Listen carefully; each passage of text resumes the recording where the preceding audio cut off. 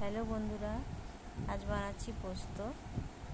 তো আপনারা সবাই কেমন আছেন? আশা করি ভালো আছেন। আমরা সবাই ভালো আছি।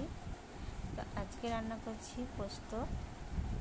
তো প্রথমে কড়াই সর্ষে তেল দিয়ে তারপরে আলুগুলো দিয়ে দিলাম।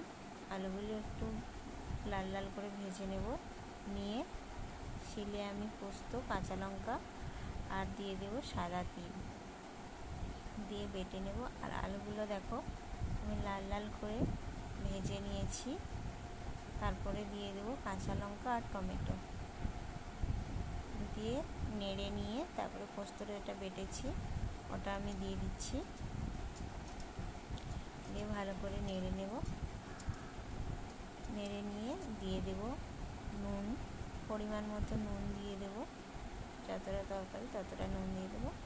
আর সামান্য একটু হলুদ দেবো, বেশি হলুদ দেবো না আমি, তো সামান্য একটু হলুদ দেবো। তারপর দিয়ে দিচ্ছি ওই শিলে বাটা যে ধোয়া জলটা, আর লাগলে আর একটু অল্প করে জলটা দিয়ে দেবো। এটা আমার একটু মিস্টেক হয়ে গেছে, সরি তার জন্যে। তারপরে ঢাকা দিয়ে ঢাকাটা খুলে নিচ্ছি। তারপর দেখো আমার পোস্তটা হয়ে গেছে। তারপর দিয়ে দেবো আমি একটু আলু সেদ্ধ হয়ে গেছে, সর্ষে তেল নামানোর আগে সর্ষে তেল দিয়ে দেবো।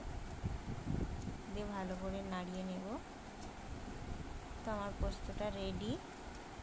তো আমার ভিডিওটা কেমন লেগেছে আপনাদের অবশ্যই কমেন্ট করে জানাবেন। ভালো লাগলে পাশে থাকবেন, লাইক সাবস্ক্রাইব করবেন। টাটা।